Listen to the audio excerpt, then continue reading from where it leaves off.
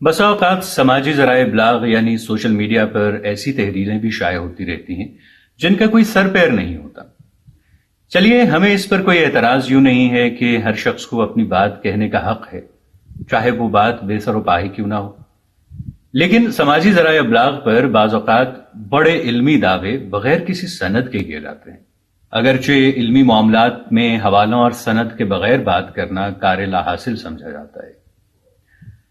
افسوسناک بات یہ ہے کہ بے بنیاد دعوے کرنے والوں کی بعض تحریروں کو بغیر تحقیق کے درست مان لیا جاتا ہے، بلکہ انہیں آگے بھی بڑھایا جاتا ہے، یعنی شیئر کیا جاتا ہے۔ سماجی ذرائع ابلاغ پر فیس بک پر غالباً حال ہی میں شائع ہونے والی ایک تحریر کے بارے میں کسی نے بتایا کہ اس میں بڑے وثوق سے لیکن بغیر کسی سند یا حوالے کے کہا گیا ہے کہ لفظ جناب بر عظیم پاک و ہند کے کچھ طالب علموں نے انگریزوں سے نفرت کے اظہار کے لیے بنایا تھا، اور بقول ان علامہ صاحب کے جناب مخفف ہے جاہل یعنی جیم، نالائق نون، احمق الف اور بے وقوف بے کا۔ لیکن یہ بات سراسر غلط اور بے بنیاد ہے۔ اول تو لفظ اس طرح بنا نہیں کرتے، اور جو چند نئے لفظ گھڑے جاتے ہیں وہ بھی اس طرح سے فوراً مقبول ہو کر رائج نہیں ہو جاتے۔ دوسرے یہ کہ لفظ جناب عربی زبان کا ہے اور عربی لغات میں صدیوں سے موجود ہے۔ عربی لغات کے مطابق اس کا مادہ جیم نون بے ہے۔ اس صدیوں پرانے لفظ کے بر عظیم کے طالب علموں کے ہاتھوں انگریزوں کے دور میں بنائے جانے کی یہ بے سر و پا بات کی کوئی سند یا حوالہ بھی نہیں دیا گیا۔ یہ محض ایک من گھڑت بات ہے۔ اردو میں دیکھیں تو اردو لغت بورڈ نے اردو زبان میں لفظ جناب کے استعمال کی قدیم ترین سند باغ و بہار میں سے دی ہے، جو میرے امن کے اپنے بیان کے مطابق 1802 عیسوی میں مکمل ہوئی۔ اگرچہ چھپی یہ 1804 میں تھی۔ تو باغ و بہار میں ایک جملہ ہے، خدا کی جناب سے نا امید ہونا ہرگز مناسب نہیں۔ یہاں جناب کا لفظ بارگاہ یا دربار کے مفہوم میں ہے۔ جن صاحب نے لفظ جناب کے انگریزی دور میں گھڑے جانے کا عظیم انکشاف فرمایا ہے، انہوں نے اس حادثے کا سال نہیں بتایا۔ بہرحال یہ لفظ اردو میں کم از کم 200 سال سے رائج ہے، اور عربی میں اس سے بھی بہت پہلے سے ہے۔ لفظ جناب کے عربی اور اردو میں متعدد معنی ہیں، اور ان میں سے ایک معنی ہے گوشہ، کنارہ، جانب۔ دوسرے معنی ہیں صحن، درگاہ، بارگاہ، آستانہ۔ یہ جائے پناہ کے مفہوم میں بھی آتا ہے۔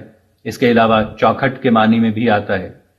لفظ جناب تعظیم اور احترام کے اظہار کے لیے کسی کے نام سے پہلے لکھتے ہیں اور بولتے ہیں۔ بے خود دہلوی کا ایک شعر ہے، نہ سر چڑھاؤ بہت ہم سے خاک ساروں کو، نہ سر چڑھاؤ بہت ہم سے خاک ساروں کو، ہمارے نام سے لفظ جناب کم کر دو۔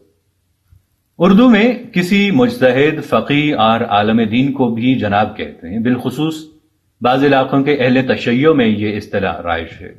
اگرچہ لغت بورڈ نے جناب کے یہ معنی مجتہد یا عالم دین درج نہیں کیے، لیکن اس کی سند میں جان ایلیا کا یہ شعر حاضر ہے، خوب گاؤ بجاؤ اور پیو، ان دنوں شہر میں جناب نہیں۔ جناب کا لفظ تنزیہ بھی آتا ہے، اور اس وقت یہ تعظیمی نہیں رہتا۔ اردو لغت بورڈ نے جناب کے تنزیہ استعمال کی سند میں نسیم دہلوی کا یہ شعر دیا ہے کہ بس ہو چکی امید وفا آپ سے ہمیں، بدلے ہوئے ہیں ڈھنگ ابھی سے جناب کے۔ یہاں یہ وضاحت ضروری ہے کہ جناب کی مؤنث جنابہ ہرگز نہیں ہے، اس لیے خواتین کے نام سے پہلے جو لوگ جنابہ لکھتے ہیں وہ غلطی پر ہیں، بلکہ جنابہ برے معنوں میں ہے۔ جس طرح محترم خواتین کے نام سے قبل تعظیماً حضرت کا لفظ لکھا جاتا ہے، جیسے حضرت خدیجہ، حضرت فاطمہ اور حضرت عائشہ وغیرہ، اسی طرح خواتین کے نام سے پہلے تعظیماً جناب کا لفظ بھی لکھ سکتے ہیں۔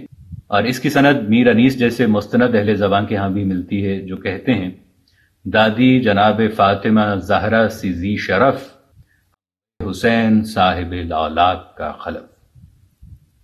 ایک اور ضروری بات کہ پہلے مصرے میں لفظ شرف آیا ہے۔ اس کا درست تلفظ شرف ہے، یعنی شین اور رے دونوں پر زبر ہے۔